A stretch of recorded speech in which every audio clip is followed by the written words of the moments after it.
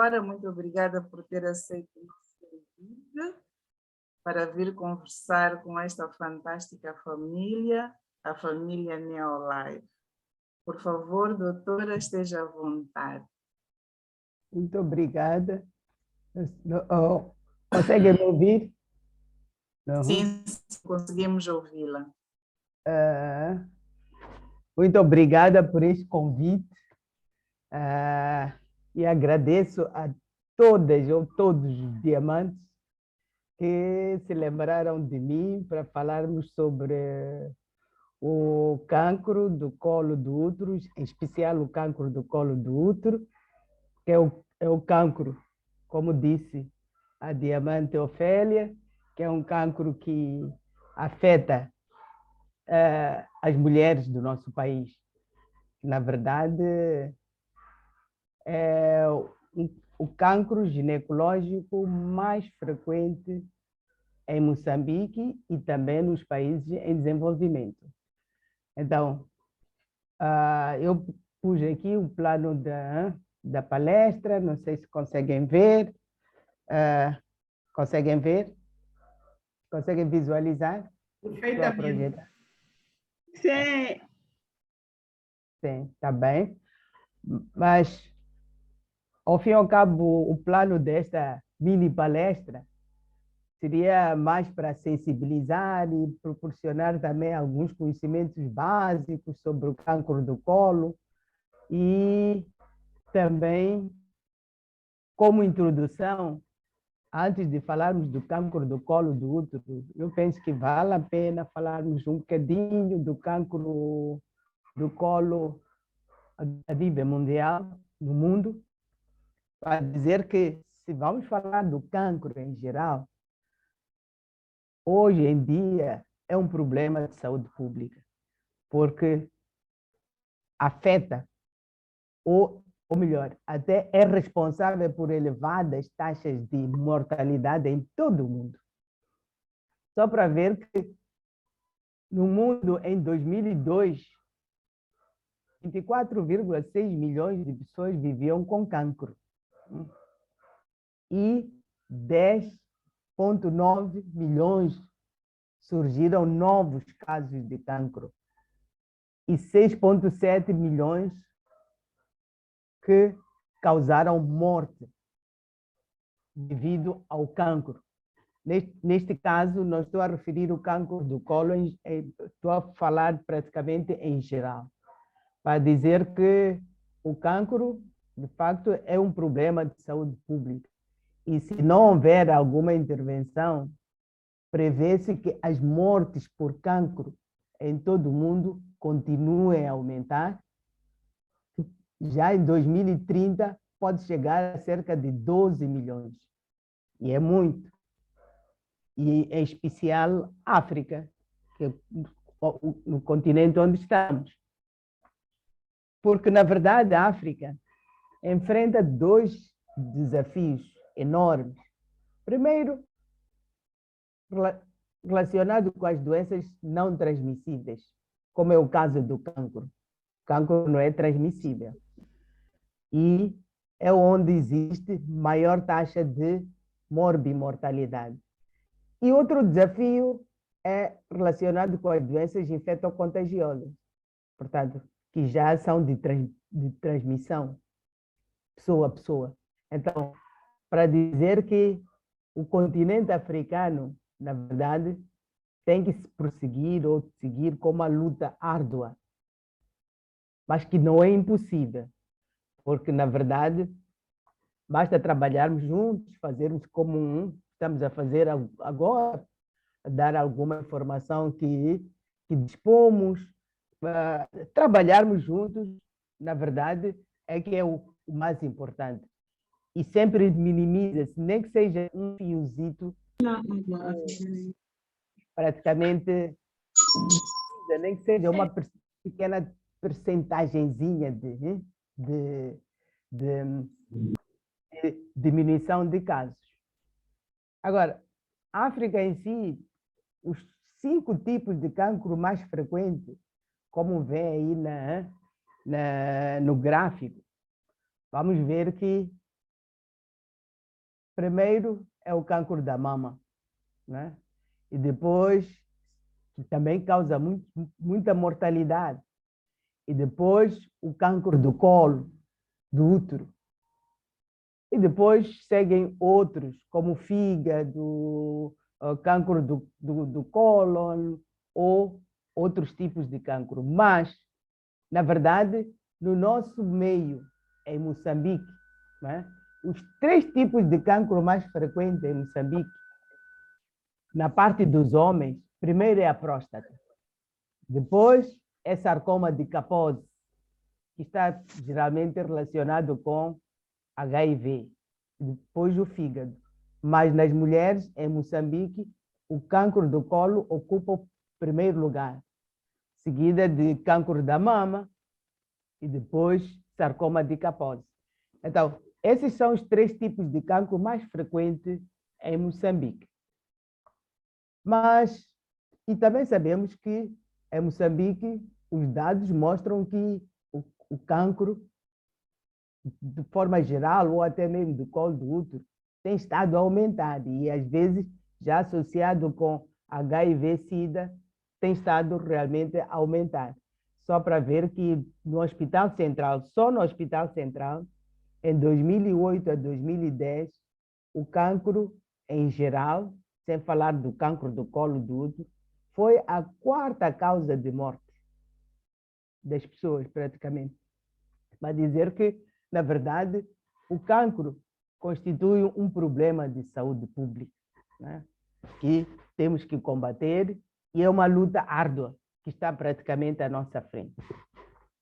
Mas como a palestra de hoje interessa-nos mais o cancro do colo do útero, né, o cancro do colo do útero, vamos ver que esse cancro do colo do útero é o cancro, como disse, ginecológico mais frequente, mais frequente.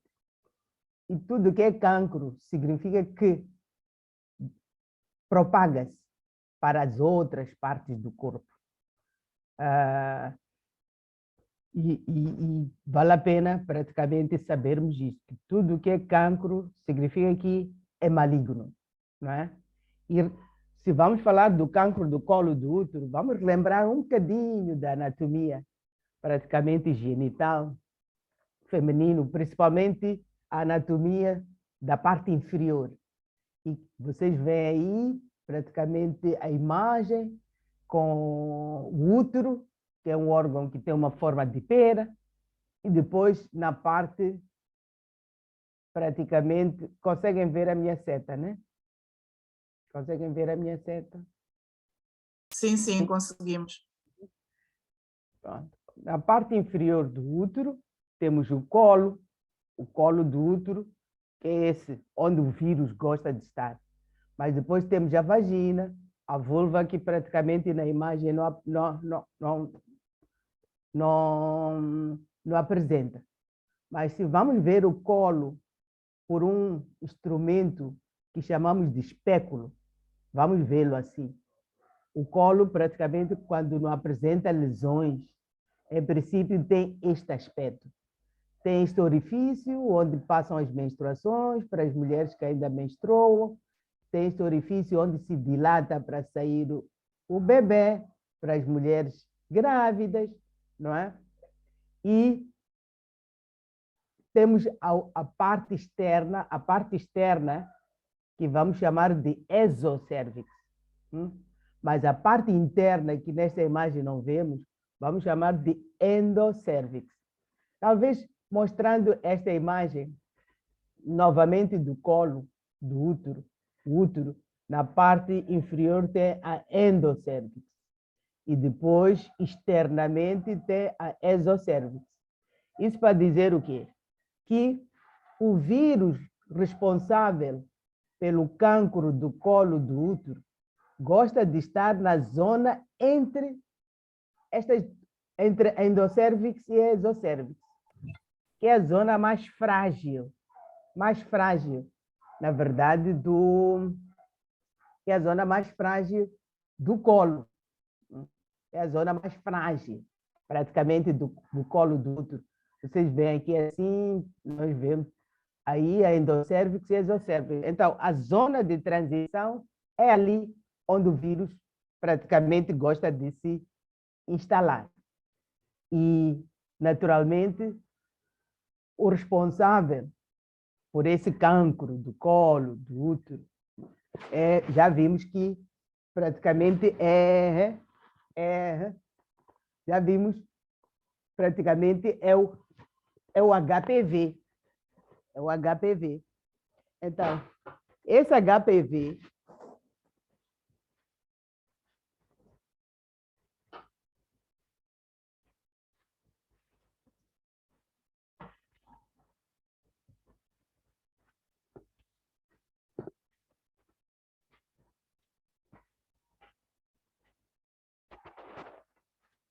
Não estamos a ouvi-la, doutora? não estou a ouvir. Não, não. Agora sim. É só um momentinho.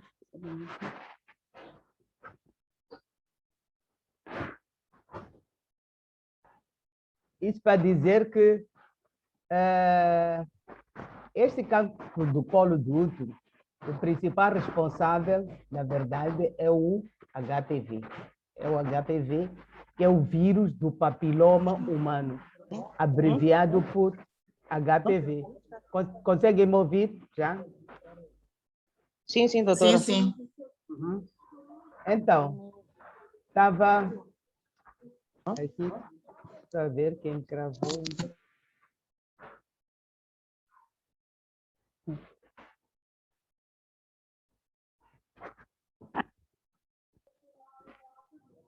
Esperem um pouquinho. Doutora, não estou a ouvir. Disse quem gravou o slide, por isso é que parou. Sim, é só um momentinho. Quem gravou esse slide?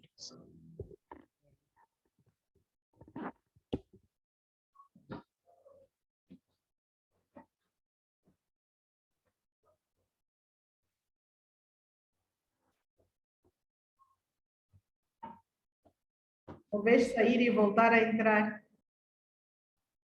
Sim, é o que vou fazer. Talvez sair e voltar a entrar.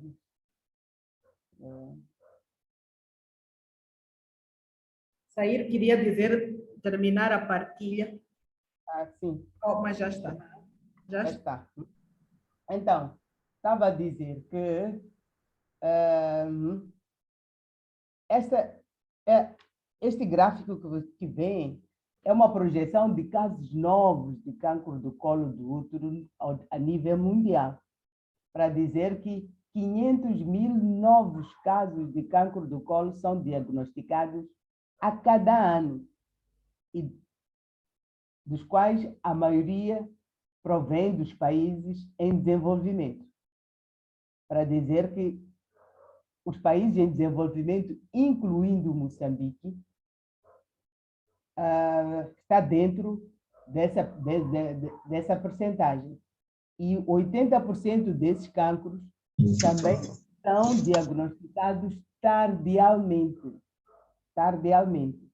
Então, significa que praticamente o cancro do colo no nosso meio, as mulheres que nos chegam, muitas vezes são casos que às vezes já não são operáveis.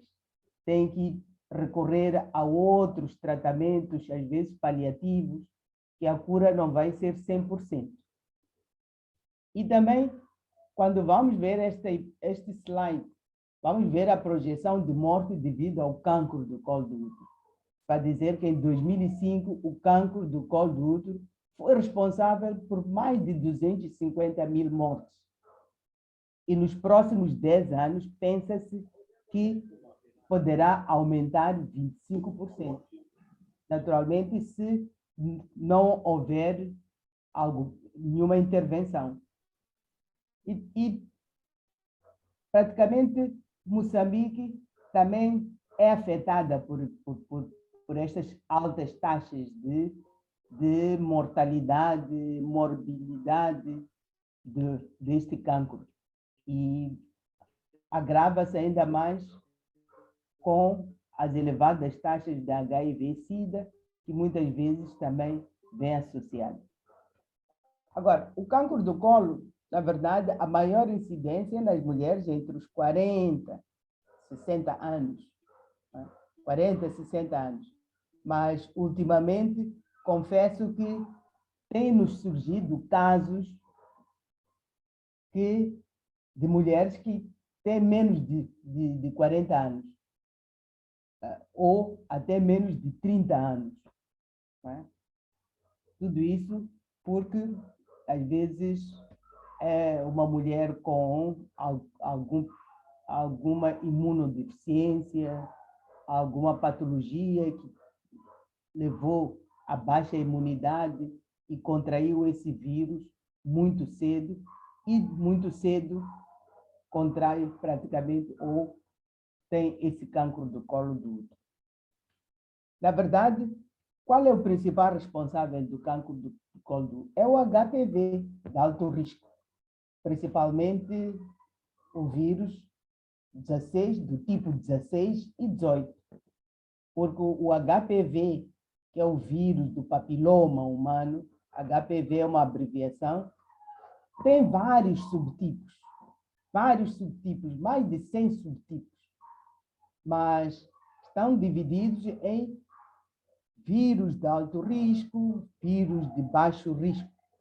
E os vírus de alto risco são os que são responsáveis pelo cancro do colo do útero. E hoje, sabe-se que a infecção por HPV faz parte dos grupos de infecções de transmissão sexual, mas vírica, não bacteriana. E também se estima que 50% dos adultos sexualmente ativos podem estar infectados por este vírus, porque esse vírus, a sua progressão leva anos para evoluir até chegar ao cancro do colo do útero. Então, como dizia, esse vírus, o HPV, existem mais de 100 tipos diferentes, mas o mais conhecido é o 16 e o 18. 16 e o 18. E depois, os outros podem aparecer dependendo da situação geográfica daquele país. No nosso meio, por exemplo, em Maputo, além de 16 e 18, ainda temos o 35. O 35 que também está no grupo dos vírus de alto risco. Mas também existem outros vírus, HPVs, de baixo risco, que são os que causam condilomas ou lesões pré-cancerígenas. Portanto, não chegam a provocar uma infecção de tal maneira que evolua para cancro do colo do útero. Para evoluir para o cancro do colo do útero, tem que ser praticamente aqueles vírus de alto risco. Alto risco. E como é que inicia esta infecção até chegar ao cancro do colo do útero? Inicia com pequenas lesões chamadas lesões pré-cancerígenas, e que depois gradualmente progridem, afetam as células do colo até se transformar em cancro invasivo. Cancro invasivo quer dizer que já é um cancro estabelecido. E essas transformações podem levar anos e anos.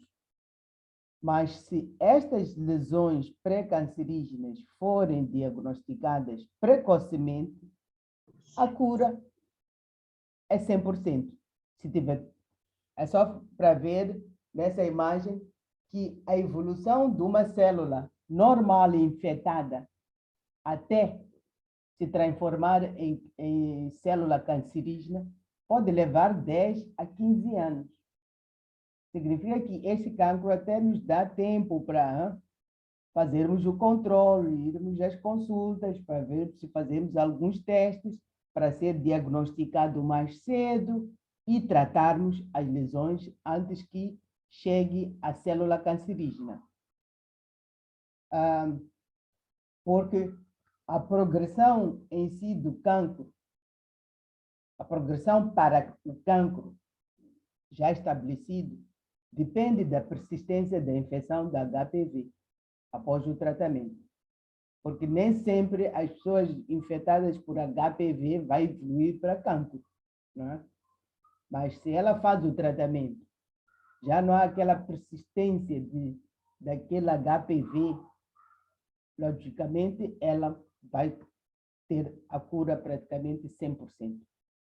Mas se não faz, vai ter constantemente infecção da HPV e depois isso leva à progressão para o cancro invasivo.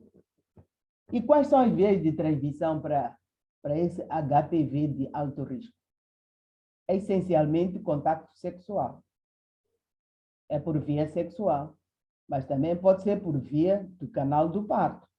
Isso para dizer que os bebês nascidos de mães infectadas por HPV também podem ter esse vírus, né? E esse vírus pode se localizar tanto na vulva do bebê, assim como também na laringe, porque vai aspirar aquele líquido amniótico durante o parto e parto vaginal, logicamente, e então aquele líquido estará infestado pelo vírus e o bebê vai aspirar e aderir à laringe e vai criar praticamente condilomas nas cordas vocais. E também pode ser por contato direto, através de pinças, utilizamos pinças hospitalares, luvas, praticamente roupas ou equipamentos não esterilizados. Para dizer que em medicina, nem sempre 2 mais 2 é 4. Às vezes, 2 mais 2 é 6. Isso para dizer que há exceções. Não vamos dizer que todos que contraem o HPV é por via sexual. Geralmente é por via sexual, mas pode existir outras vias de transmissão. E quais são as pessoas que estão em risco para contrair esse vírus? Os fatores de risco para contrair, ou melhor, para ter o cancro do colo do útero ou essas lesões pré-cancerígenas. Primeiro, tem que estar infectada por esse vírus. Depois, para as mulheres com paridade elevada, elas, cada vez que vão ao parto, há sempre uma lesão ali no colo, o colo vai lacerar na altura em que o bebê sai, e aquela ferida fica exposta ao ar livre ou a um ambiente com esse vírus, e ela pode contrair. Também o início precoce da vida sexual. Se ela inicia precocemente a vida sexual e encontra um parceiro que tenha esse vírus, ela pode ter iniciado a vida sexual aos 15 anos, não é? E depois se manifestar quando já tiver 30 anos ou 35 anos. A multiplicidade dos parceiros sexuais também contribui para... São os fatores de risco para o cancro do colo, do útero. Quando a gente diz multiplicidade de parceiros sexuais, não significa que seja uma mulher que tenha muitos maridos ou muitos parceiros. Há mulheres que casam e por qualquer razão divorciam e depois voltam a casar, não é? É o segundo. Divorciam, voltam a casar, então também estão nesse grupo de multiplicidade de parceiros sexuais. O tabagismo, os casos de imunossupressão, como HIV, também contribui, e o baixo nível socioeconômico. O baixo nível socioeconômico está relacionado também com o cancro do colo do útero, porque são mulheres que, em termos de acesso à unidade sanitária, acesso à informação,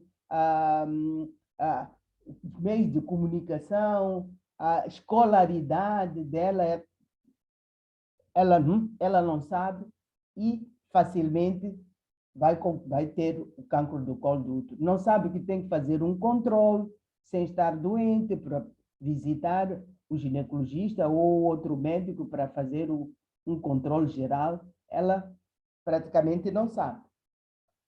E as manifestações clínicas deste cancro do colo do útero, primeiro, até não dói, porque quando já começa a doer, já é cancro do colo. Aquelas lesões pré-cancerígenas, antes do colo se transformar em cancro, ainda são assintomáticas. Portanto, a mulher pode não sentir nada, ou só ver um pequeno corrimento que pensa que é normal. E depois, mais tarde, quando já começa a ter dor no baixo ventre, pode ser porque o cancro já está a propagar-se. O sangramento pós-coito significa que está avançado. Pode ter também hemorragias intermenstruais, pode ter também aquelas secreções vaginais assim mucopurulentas, assim purulentas, e às vezes com mau cheiro, fétido, e às vezes também relacionado com alguma hemorragia, né? São vários os sintomas. E nos estadios avançados em que o cancro já se propagou para bexiga, por exemplo, pode já ela começar a ter alguns sintomas urinários, começa a doer quando urina, pode começar a ter uma dor retal no reto, na zona do ânus, e até pode ter começar a ter urina com sangue. Depois, naturalmente, vem aqueles outros sintomas gerais que afetam qualquer tipo de cancro, que é o emagrecimento e a anemia, porque também ela vai perdendo o apetite de comer, não vai dormir, tem insônias, né? Agora, é importante também dizer que este cancro do colo do útero tem vários estadios, até 4, o estadio 4. E esses estadios, quanto maior for o estadio, mais avançado estará o cancro. Tem o estadio 0. Esse até ainda pode haver cura 100%. Mas já quando começa o estadio 1, 2, 3, 4, já é um problema. É um problema porque não só já está no colo, mas também já se propagou para as outras partes distantes. Agora, em Moçambique, a maior parte das nossas doentes chegam no Estado, nos serviços de saúde, e já são diagnosticados em estadios avançados, como, por exemplo, estadio 3, estadio 4, que já não é com a cirurgia em si, tem que se complementar muitas outras coisas. Além da cirurgia, tem que vir a radioterapia, a quimioterapia, e, às vezes, a cura não é 100%. E, em termos de sobrevivência, também não é 100%. Agora, como é que se detecta? É importante sabermos alguns métodos que também servem para detectarmos aquelas lesões pré-cancerígenas, antes do o colo se transformar. A mulher, por exemplo, pode ir à unidade sanitária e fazer aquilo que chamamos de VIA. VIA, o que é? É inspeção visual com ácido acético. Isso até um enfermeiro faz. Inspeção visual com ácido acético. Esse método foi feito principalmente para nós que estamos nos países em desenvolvimento, porque não temos os laboratórios suficientes ou infraestruturas suficientes para termos muitos laboratórios para poder se fazer o Papa Nicolau. É só para ter uma ideia, em Moçambique, agora se criou o 4º laboratório, mas só temos até Até o ano passado só tínhamos 3 laboratórios centrais que fazem o Papa Nicolau. Um laboratório em Maputo, um laboratório na Beira e outro laboratório em Nampula. Agora, recentemente, se criou um outro laboratório em Quilimane, que já pode fazer o Papa Nicolau. Mas se estivermos impossibilitados de fazer as mulheres o Papa Nicolau, pode-se fazer este método que é VIA, que é visualizar o colo pintando com ácido acético. E o ácido acético não passa de vinagre. É vinagre, igual aquele vinagre que nós utilizamos para temperar as nossas saladas, né? E então, colocando aqui no colo, nos ajuda a identificar algumas lesões. E podemos visualizar e tratar logo, para que não progrida até chegar ao cancro do colo do útero. Depois tem outros métodos mais sofisticados, que é a colposcopia, que vem nessa imagem, parece um microscópio grande. E depois outro método que também já é lá no laboratório, que chamamos de histopatológico. Mas para dizer que para as mulheres que têm possibilidade de fazer o Papa Nicolau, nunca é demais, porque é assim, alguns pensam que o Papa Nicolau é uma coisa que dói muito. A pessoa tem que ir lá preparada para sentir dor. Não é nada disso. Não dói. Ela tem que ficar na posição praticamente aquela ginecológica que sabemos, e vamos ter que colocar esses espéculos e rasparmos um bocadinho as células ali, mas uma coisa leve. De tal maneira que algumas, às vezes, ouvem pelas amigas, e o Papa Nicolau dói. E quando fazemos, elas ainda nos perguntam, mas doutora, já fez? Já me fez? Quer dizer que, eu tinha uma ideia errada do Papa Nicolau. Para dizer que vale a pena, porque é um exame que vai detectar precocemente as lesões. As lesões pré-cancerígenas. Não é? Como tinha dito, aqui neste slide já tinha falado de que nós, há uns anos atrás, um ano atrás, só tínhamos estes 3 laboratórios: Maputo, Beira e Nampula. Agora criou-se mais um outro, que é Quilimane. Mas não cobre todo o Moçambique. Não é? E então, para não deixarmos que as nossas mulheres praticamente tenham essa patologia até chegar ao cancro do colo do útero, criou-se este método, como eu disse há pouco tempo, que é VIA, que não precisa de laboratório. É só colocar o ácido acético no colo do útero da mulher e já sabemos quais são os tipos de lesão que vão aparecer depois de colocarmos o vinagre ali. E é ali onde vamos tratar.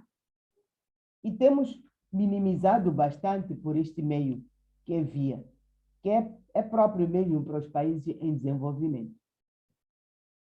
Agora, a prevenção. Como é que vamos prevenir o câncer do colo do útero? Tem 3 tipos de prevenção. Primária, chamamos primária, secundária, terciária. É claro que a melhor forma, naturalmente, seria a prevenção primária. Começar a atacar o vírus ainda de adolescente. Não é? A prevenção primária seria vacinarmos todas aquelas crianças que têm 9 a 13 anos. Não é? E até, em princípio, devíamos também incluir os meninos. Mas é assim, num país como o nosso, em que os recursos também são escassos, às vezes preferimos começar pelas meninas porque o vírus gosta de locais úmidos. Gosta de locais úmidos. E no menino, o pênis é um local seco, que entra em contato com o meio ambiente. Então, o HPV não desenvolve muito bem ali. É por isso que o cancro do pênis é raro. É raro. Então, na verdade, na prevenção primária, teríamos que ir aos meninos, às meninas. No nosso país ainda só são as meninas que viramos nelas. E também vale a pena, já nessa idade, os 13 anos, informarmos algumas advertências que elas têm que ter, fazer alguma educação sexual adaptada à idade e à cultura de cada criança ou de cada adolescente e promover preservativos para quem já iniciou a vida sexual e circuncisão masculina. Agora, a secundária, que na verdade abrange a nós, os adultos, porque já não fomos a tempo de ser vacinados ainda pequeninos, não é? Então, a única coisa para prevenirmos é só termos que fazer um controle. Um controle é que vão nos fazer um teste que chamamos de Papa Nicolau, que é o mais conhecido, ou VIA, né? Para poder se detectar esses vírus e poder se tratar a tempo, para poder se detectar essas lesões pré-cancerígenas. Mas além de Papa Nicolau, a VIA, também tem outros métodos, mas esses métodos são onerosos, praticamente custa muito. Às vezes, o teste, por exemplo, para detectar que tipo de vírus a mulher comporta, já são testes que envolvem reagentes muito caros, que, em princípio, Moçambique não dispõe. Agora, se vamos para a prevenção terciária, a prevenção terciária, em princípio, é a falha das duas prevenções. É a falha da prevenção primária e a falha da prevenção secundária. Porque quando já vamos tratar o cancro do colo do útero, não é isso que queremos. É detectar a tempo aquelas lesões pré-cancerígenas que falei e que a cura vai ser 100%. Se tratarmos aquelas lesões pré-cancerígenas antes de se estabelecer o cancro.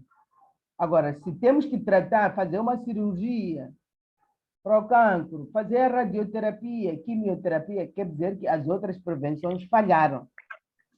Aquela mulher não teve acesso à informação. Agora, na prevenção primária, tem várias vacinas disponíveis até desde 2006. Só que no nosso meio, sempre chegam tarde, começam lá nos países desenvolvidos, depois é que chegam a nós. Então, as vacinas disponíveis para os adolescentes e até ultimamente com as mulheres dos seus 31 anos, tem o Cervarix, que vai prevenir só os tipos 16 e 18. Né? O Gardasil 4 só previne esses 4 tipos de vírus, 6, 11, 16 e 18. E não dá uma proteção 100%. Para dizer que todas essas vacinas não dão proteção 100% à criança se fizer a vacina. Ela vai precisar de controle mais tarde, quando ela já tiver iniciado a vida sexual, quando já for mais adulta. Significa que as vacinas não curam 100%. Sempre vai ser necessário aqueles testes que nós falamos, o Papa Nicolau, a VIA, que nós falamos anteriormente. Agora, que a vacina é segura, a vacina do HPV é segura, isso é verdade. Porque houve estudos mais recentes, em 2020, por exemplo, que viram que as meninas que fizeram a vacina entre 10 a 30 anos, não é? 30 anos, houve uma redução drástica, praticamente, do risco de cancro cervical. E as meninas que fizeram entre 17 e 30 anos, a redução não foi tanta. Isso para dizer que importa fazer antes dos 15 anos. Antes dos 15 anos e, de preferência, antes de iniciar a vida sexual. Agora, antes dos 15 anos, até só se faz duas doses. Faz a primeira e a segunda, com intervalo de 5 meses. Portanto, deve-se administrar, quanto muito, a terceira dose. Agora, nas meninas após os 15 anos, tem que fazer automaticamente, obrigatoriamente, 3 doses. Podem iniciar primeiro mês, depois, passado 2 meses, fazem a outra dose e, passado 6 meses, fazem a outra dose. Para as meninas após os 15 anos. Aquelas antes dos 15 anos podem fazer só 2 doses. Porque, por exemplo, a nossa vacinação, ou o nosso programa de vacinação para o HPV em Moçambique, que foi uma cerimônia até lançada no dia 26 de novembro, só temos a vacina Gardasil 4. Gardasil 4 só previne os 4 tipos de vírus: 6, 11, 16 e 18. E, neste momento, ainda estamos virados para as meninas que completaram os 9 anos de idade, ou entre 9 a 10 anos. Portanto, as outras ainda não são abrangidas, mas devia ser. É claro que com fracos recursos nossos, acabamos restringindo. E até como havia dito antes, até mesmo para os meninos, rapazes, também poderiam ser incluídos. Mas neste caso, só se inclui as meninas. E vão fazer, quando faz a primeira dose, né? Depois, a segunda dose é 6 meses depois da primeira dose.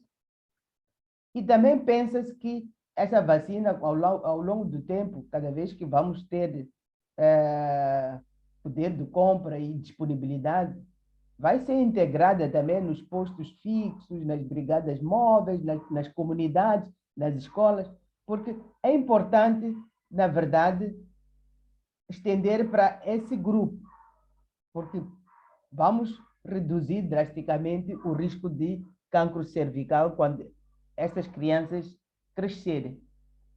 Mas também é importante informarmos, comunicarmos aos pais, os encarregados de educação e a própria comunidade, o líder comunitário ali, que vai também ajudar a mobilizar para poder haver essa vacinação, porque é a parte primária. E a parte primária faz parte daquilo que chamamos de bons hábitos de saúde. Mas, como disse, naturalmente não previne, não dá uma proteção de 100%. O rastreio sempre vai ser necessário mais tarde, quando essas crianças forem a crescer. E o rastreio, já falamos, o Papa Nicolau é um dos testes mais conhecidos, né? Temos a inspeção visual com ácido acético, que é o vinagre, ver ali no colo. E temos também o teste de HPV, que já é um teste um pouco mais sofisticado e onoroso, naturalmente, mas este teste da HPV é um teste que nos países desenvolvidos já fazem com muita frequência, porque, na verdade, tem muitas vantagens o teste de HPV. Tem muitas vantagens em relação, por exemplo, ao Papa Nicolau ou em relação à via. Porque, primeiro, ela pode colher sozinha, né? E acaba detectando outros vírus que podem causar câncer acaba detectando outros cancros do colo do útero, porque o câncer do colo do útero tem vários tipos. Então, esse teste de HPV não precisa de se meter o espéculo ali, que as mulheres às vezes têm medo que se faça, não precisa de estar na Marquesa, não é? E em Moçambique, esse teste da HPV só pode ser feita através de uma plataforma já criada, que é aquela plataforma GenSpert. GenSpert pode fazer esse teste da HPV. Mas pronto, e é um teste com alta sensibilidade, né?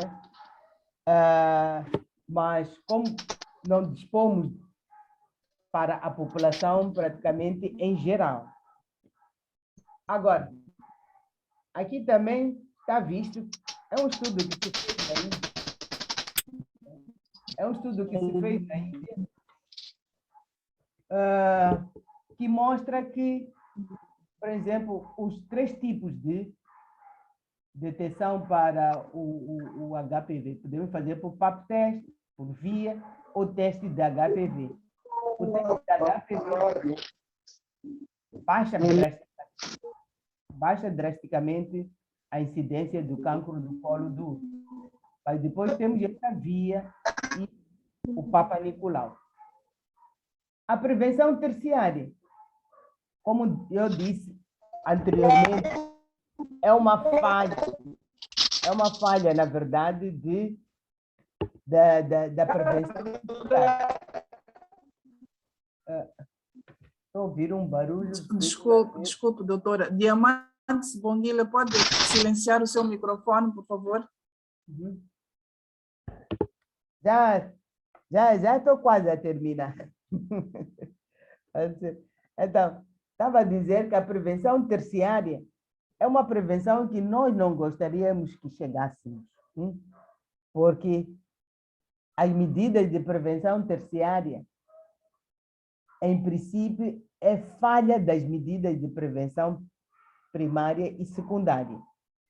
Porque aqui já envolve médicos que têm que fazer a cirurgia, têm que fazer os cuidados de suporte, praticamente dos cuidados paliativos para tirar a dor. E muitas vezes nós, Moçambique e outros países em desenvolvimento, não têm infraestrutura suficiente para prestar serviços como esses, por exemplo, de cirurgias complexas. Só no Hospital Central, por exemplo, é que fazemos, possível, Beira também, mas outros hospitais já não fazem. Porque já é um tratamento para prevenção terciária, em termos de tratamento mesmo do câncer do colo estabelecido, já é um tratamento que requer mesmo especialistas que façam. É preciso ela ir para o tratamento da dor, tem que ter algum suporte básico de vida, né? E requer também enfermeiros e outra comunidade trabalhando com ela, na comunidade e em casa, para problemas psicológicos que ela possivelmente pode ter, não é? Agora, é por isso que a prevenção terciária nós não gostaríamos que chegássemos. Como conclusão, podemos dizer que devemos ser responsáveis por instruir a prevenção primária. Porque a prevenção primária faz parte dos hábitos saudáveis que nós temos que fazer, que, ao fim e ao cabo, contribuem para a prevenção e controle de outras doenças, incluindo o cancro. É importante também envolver os líderes comunitários, que também ajudam na mobilização, envolver também até mesmo os professores, na mobilização, sensibilização da população, porque este cancro, na verdade, pode ser prevenido. E quando diagnosticado cedo, precocemente, a cura é 100%. E quando diagnosticado precocemente é quando o quê? É quando ainda a mulher apresenta aquelas lesões pré-cancerígenas, não é? Pré-cancerígenas. Porque já quando é um cancro estabelecido, já se propagou, não é? Já se propagou. E para dizer que é importante nos empenharmos nisso, nas medidas de prevenção do que de cura. Né? Costuma-se dizer que mais vale prevenir do que remediar. Remediar já é prevenção terciária. Né? Estamos a remediar, estamos a ver se essa mulher consegue sobreviver pelo menos 5 anos. E é penoso para uma situação como essa que o vírus altera as células paulatinamente, lentamente. Não é um cancro muito agressivo. Pode-se diagnosticar precocemente e tratar que a cura vai ser 100%. Por mim é tudo. Vamos debater, não sei se este dia a hora, para dizer que também, na parte de agradecimentos, não vou deixar de agradecer toda a equipe, a Diamante Ofélia que me contactou, eu disse, não, estou disponível. Não sei se fui clara o suficiente para isso, mas eu penso que podemos nos encontrar mais vezes em algumas situações. Eu estou aberta para falar também de outros cancros, mesmo nos cancros no homem, não só na mulher, cancro da próstata, por exemplo. E obrigada pela atenção. Pensar. Muito obrigada, doutora Flora. Muito obrigada por esta aula de sapiência. Uma salva de palmas para a doutora.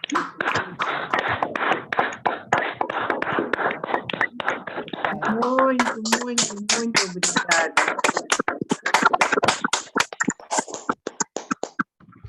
Diamantes, temos alguns minutinhos para esclarecer algumas dúvidas. Obrigada. Temos Parabéns, alguns doutora. minutinhos para esclarecer algumas dúvidas que tenhamos. A doutora está à nossa disposição para esclarecer. Por favor, Diamantes, peguem no microfone. Tem 5 minutinhos para pegar no microfone. Boa noite, doutora. Boa noite, doutora. Boa noite. Está falando com Florência, cidade de Inhambane. Sim, eu não tenho muita dúvida, apenas queria agradecer bastante fazer parte desta reunião. Foi um grande aprendizado. Valeu a pena eu estar aqui online, senti que não perdi tempo, foi uma grande aprendizagem. Apenas gostava de perceber em relação a diagnósticos. Dizia que pode-se fazer o diagnóstico do vírus do papiloma humano com o GeneXpert. Sim. Então, eu gostava de saber com o GeneXpert. Doutora? É uma plataforma que foi criada, aqui em Maputo. Sim. Pode-se ir através dessa plataforma GeneXpert para fazer o teste de HPV. Ok. Para saber qual é o vírus. Qual é o tipo nesse caso? Qual é o tipo de vírus? Certo? Tá bem. Há sempre vírus comuns, que é o 16 e o 18. Exatamente. 16 e 18, sim. Sim. Mas pode existir outros, como 35, 55, que até os outros tipos também podem variar com a situação geográfica que a mulher tem. Está. Obrigada, doutor. Diamante Intervir Florência. logo, porque eu quero fazer Sim, uma sim. pergunta relacionada. Percebi bem que para isso não é preciso fazer colheita de Sim. material no útero. Que material é que é colhido para fazer esse? Não, são sempre secreções, porque ela vai fazer uma autocolheita.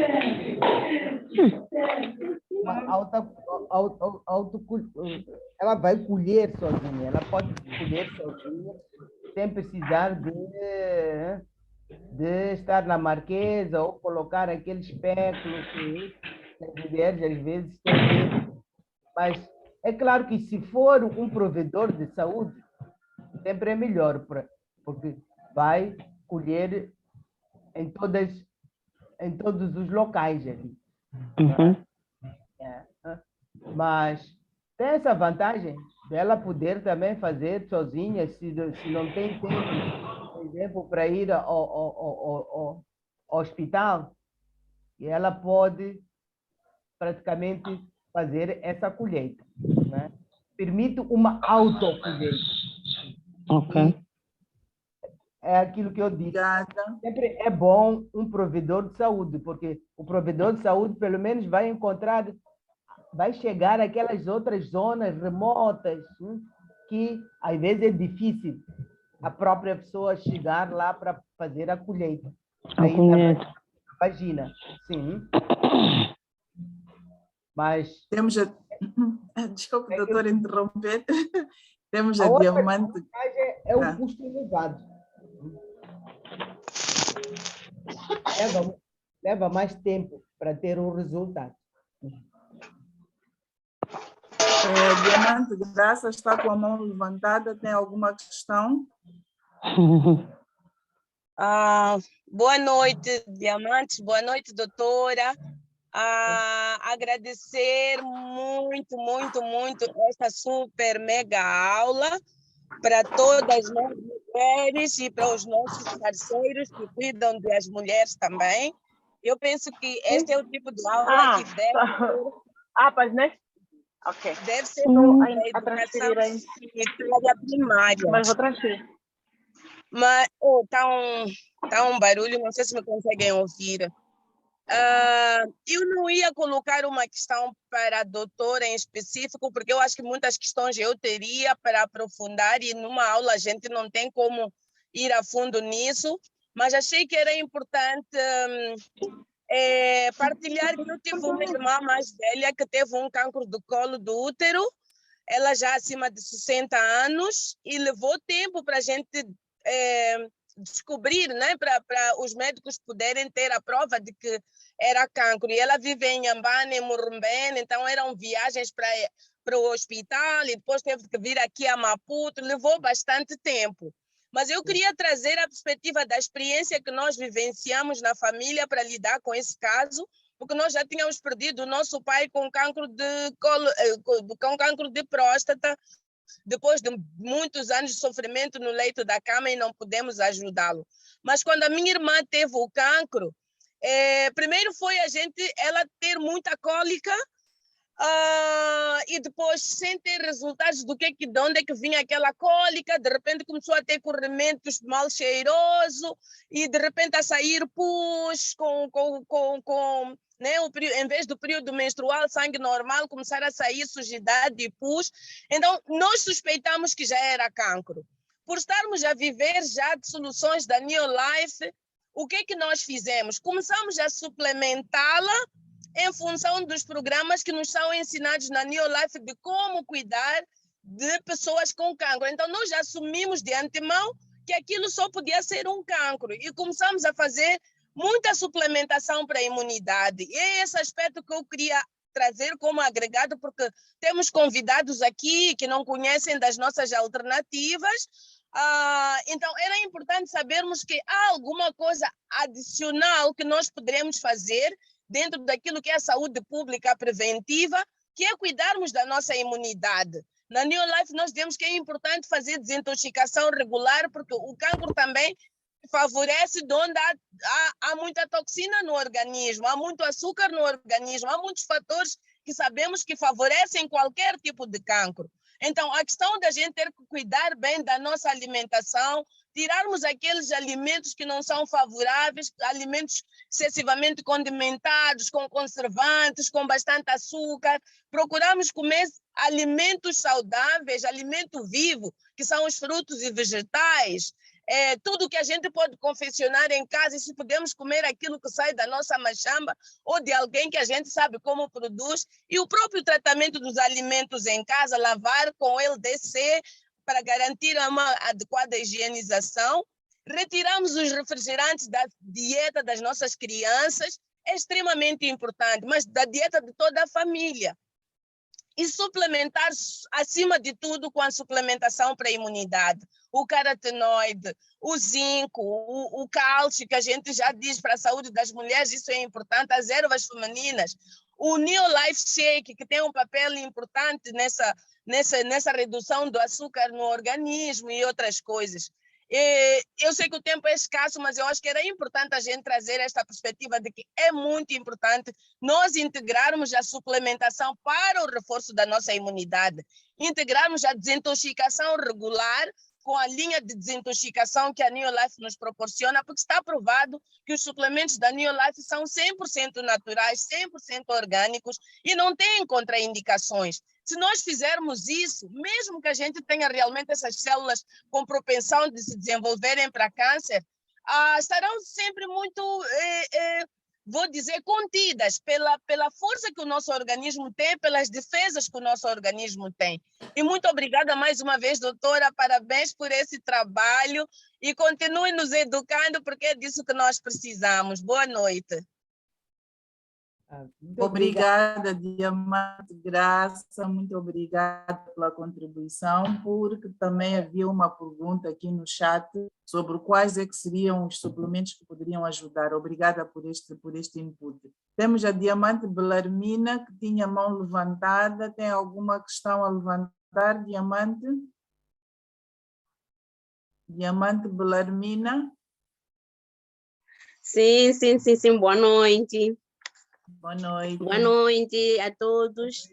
E, em primeiro lugar, quero agradecer à doutora pelo aprendizado de hoje, né?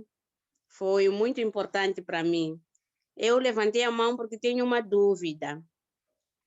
Então, a minha dúvida eu gostaria de saber que para as mulheres que foram retirados do útero, é possível desenvolver este vírus de cancro do colo do útero?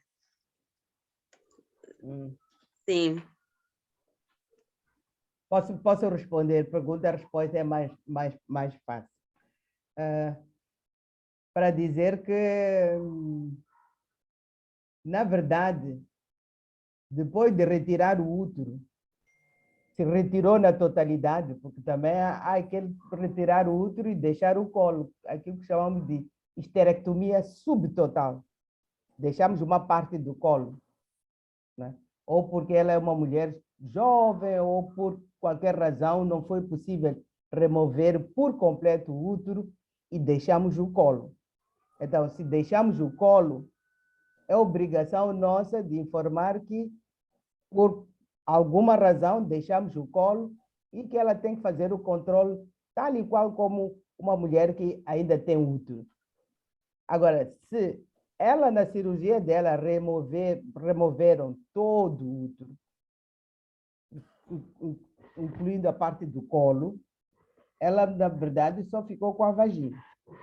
Os tumores da vagina são raros, né? São raros, para dizer que dos 30 anos, ou mais de 30 anos da minha função, nunca vi um cancro da vagina. É raro. Realmente a vagina é muito protegida. Mas não quero com isso dizer que ela não deixe de fazer o controle. Ela tem que fazer o controle, sim senhora, anualmente, e se detecta o HPV na vagina, ela pode fazer novamente, anualmente, até a ser seguida. Agora, se não se detecta, ela pode espaçar. Pode espaçar por 2 anos. E depois, passado algum tempo, espaçar por 3 anos. Se aquele Papa Nicolau vaginal estiver normal. Estiver normal, sem problema de presença de HPV ali, ou suspeita de HPV, ela pode depois ir espaçando os intervalos de controle. Porque os cancros da vagina são raros. Mas não significa que ela fica isenta de fazer o Papa Nicolau. Mas só em intervalos maiores em relação às que ainda têm colo do útero ou aquelas que ainda têm o útero inteiro. Obrigada, doutora. Obrigada, Diamante Belarmina, por levantar esta questão. Temos a Diamante na Tércia com a mão levantada. Faça o favor, Diamante. Boa noite. Boa noite. Eu infelizmente entrei um bocadinho tarde, não pude acompanhar a apresentação desde o princípio, mas o que eu pude acompanhar foi de uma grande valia e parabenizar a doutora pela apresentação e pelo aprendizado. Gostava de saber, uma paciente com cancro de mama já diagnosticado, qual era a possibilidade e em que medida e quais é que seriam os suplementos adequados, não é, para remediar esta situação? Esta é que é a minha questão. Ok, obrigada.